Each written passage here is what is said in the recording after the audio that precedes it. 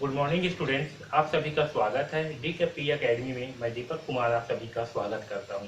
अब हम सावधि जमा खाता से ब्याज की दर कैसे निकालते हैं इसे जो समझेंगे। ओके, तो देखिए जो सावधि जमा खाता होता है इसमें ब्याज की दर जो है वो हमारी चक्रवृद्धि होता है। चक्रवृद्धि मतलब ये है कि एक निश्चित समय के बाद जो हमारे ब्याज होंगे वो क्या होंगे, मूलधन में जुड़ जाएंगे और जो मिश्र धन हमें प्राप्त होगा वो जो है हमारा मूलधन होगा। जैसे कि समझिए, जैसे कि 3 वर्ष के लिए जैसे कि 5,000 रुपए का 3 वर्ष में 10%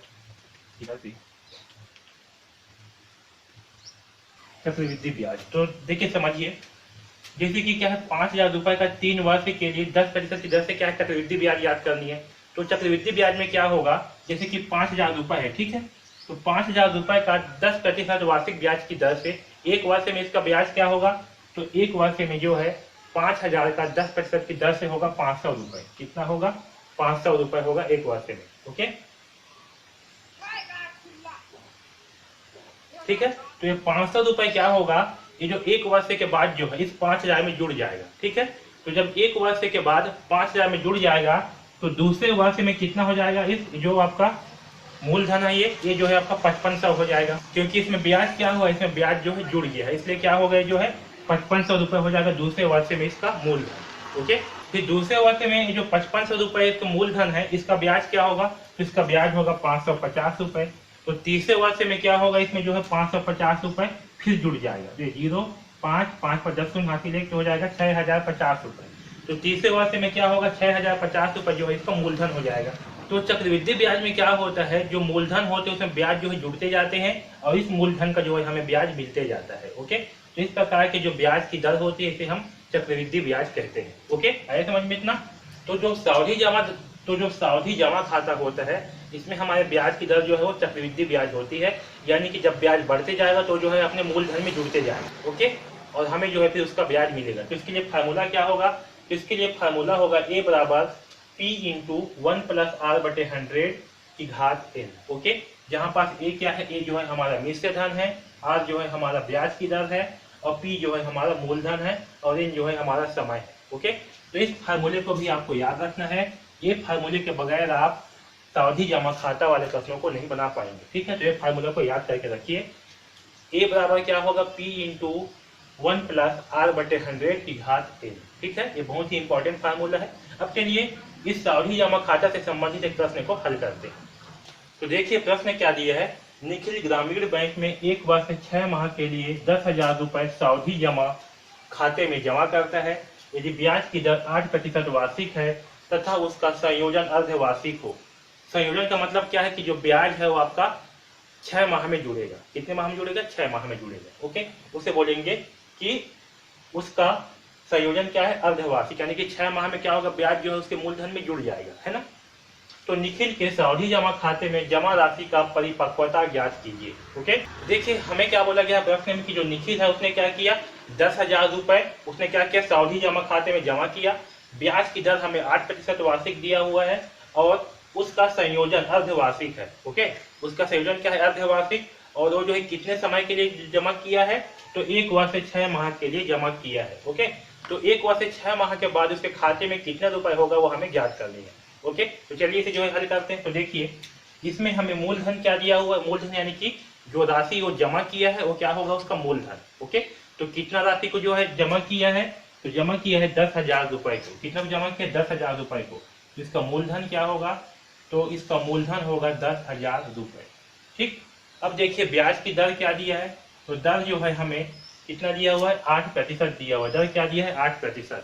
तो दर है यहाँ पास 8%। ओके, हमें समय क्या दिया है, तो हमें जो है समय दिया हुआ है एक वर्ष से 6 माह। ओके, और इसमें जो ब्याज का संयोजन है यानी कि ब्याज जुड़ेगा कितना, 6 माह में जुड़ेगा, यानी कि अर्धवार्षिक है। ओके, तो जो एक वर्ष से 6 माह है, तो एक वर्ष में कितने माह होते हैं, 12 माह।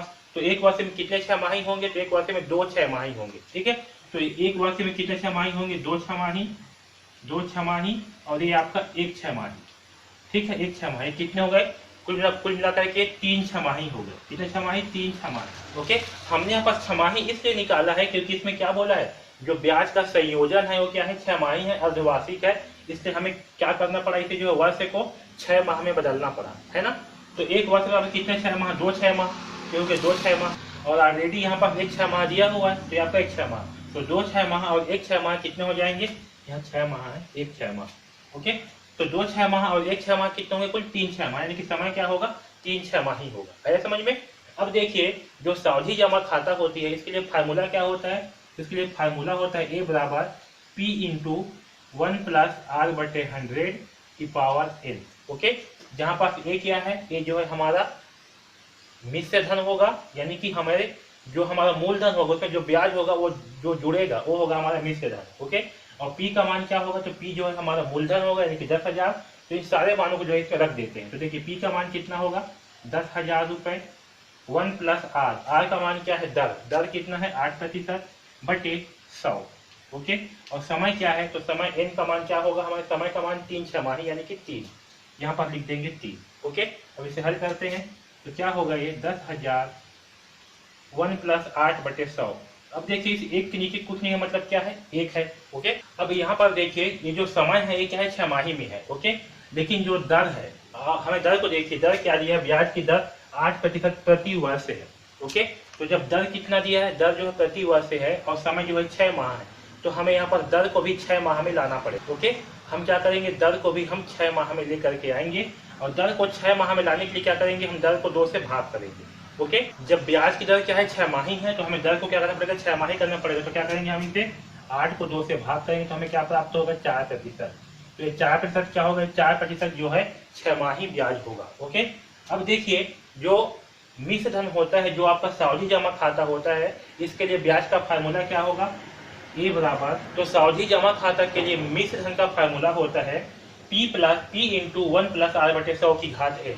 जहाँ पर P क्या है, यहाँ पर P जो है हमारा मूलधन है, तो P के स्थान पे हम मूलधन को लिख देते हैं, यानी कि 10,000। ओके, 1 प्लस, अब देखिए R कितना है, तो हमारा दर का मान क्या है, 6 माही में 4%, तो यहाँ पर लिखेंगे R की जगह में 4 बटे 100, और यहाँ समय कितना है, तो हमें समय का मान दिया हुआ है कितना, 3 6 माही, तो यहाँ लिखेंगे 3। ओके, अब इसे आगे हल करते हैं, तो यहाँ होगा 10,000, अब यहाँ देखिए एक के नीचे कुछ नहीं है, मतलब क्या है, एक है, तो 1 और 100 का लघुत्तम क्या आएगा, 100 आएगा, तो यहाँ लिखेंगे 100। ओके, अब देखिए 1 से जो है 100 को भाग करेंगे तो हमें क्या प्राप्त होगा, 100, तो 100 का गुणा होगा इसे 1 के साथ। ओके, तो यहाँ पास 1 इंटू 100 का मान कितना आएगा, तो 1 इंटू 100 का मान आएगा 100, यहाँ प्लस है। अब यहाँ देखिए जब 100 से हम इस 100 को भाग करेंगे तो हमें भागफल क्या प्राप्त होगा, 1, तो इस 4 के साथ में 1 का गुणा होगा, और 4 इंटू 1 का मान क्या होगा, 4। ओके, इसकी घात क्या है, 3। ठीक, अब यहाँ देखिए आगे क्या होगा, ए बराबर होगा 10,000 इंटू, यहाँ क्या है 100 प्लस 4, तो 100 प्लस 4 का मान क्या होगा, 104, तो यहाँ होगा 104, और नीचे में क्या है, बटे 100, तो बटे 100 की घात होगा 3। ओके, अब इसे जो है आगे लिखते हैं, तो ए बराबर क्या होगा, 10,000 इंटू 104 बटे 100, 104 बटे 100 इंटू 104 बटे 100, क्योंकि यहाँ पर क्या है, घात 3। ओके, अब इसे हल करते हैं, तो देखिए यहाँ 2 जीरो से या 2 जीरो कैंसल, यहाँ 2 जीरो से ये 2 जीरो कैंसल।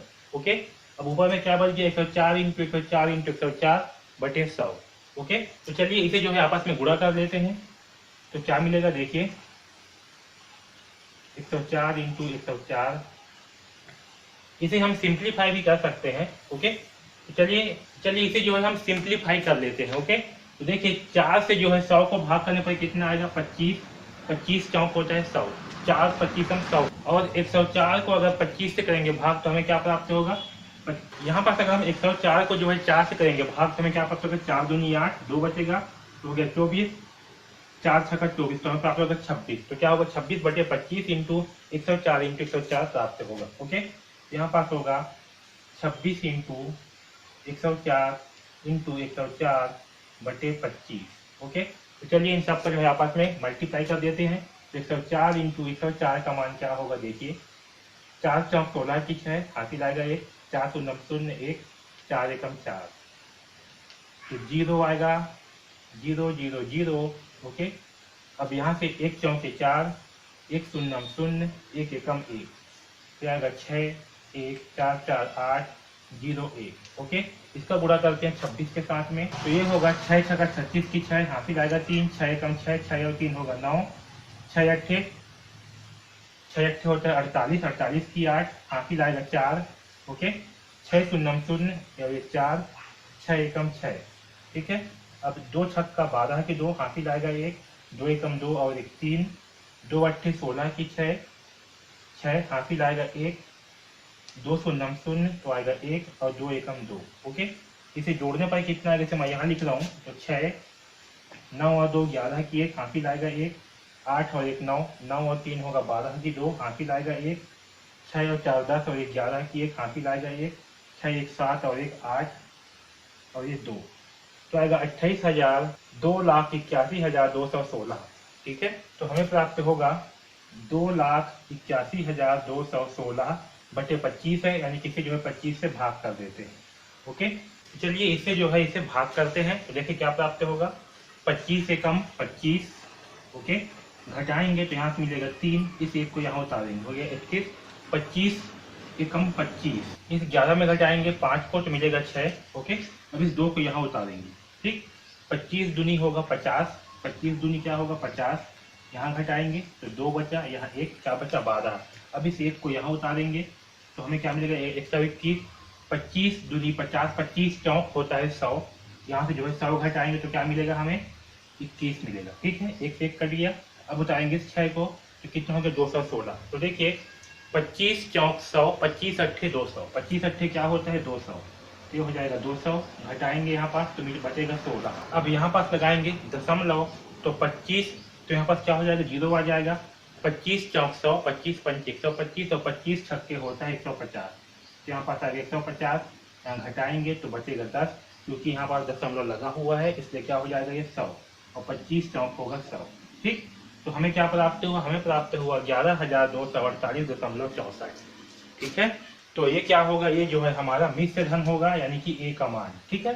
तो 1 वर्ष से 6 माह के बाद निखिल को कितना रुपए जो है उसे खाता में होगा, तो 1 वर्ष 6 माह बाद, 6 माह बाद निखिल के खाते में 11,248.64 रुपए होगा। कितना होगा 11,248.64 रुपए होगा। आया समझ में। तो इस प्रकार से जो है हम सावधि जमा खाता वाले प्रश्नों को हल करेंगे, ओके। तो इस वीडियो में बस इतना ही। आपको क्या करना है, आपको जो है ये फार्मूला जो है ये याद होना चाहिए, ये आपको मिश्र धन का फार्मूला जो है अच्छे से याद होना चाहिए, ओके। तभी जो है आपसे सावधि जमा खाता वाले प्रश्न बनेंगे, ठीक। तो इस वीडियो में बस इतना ही।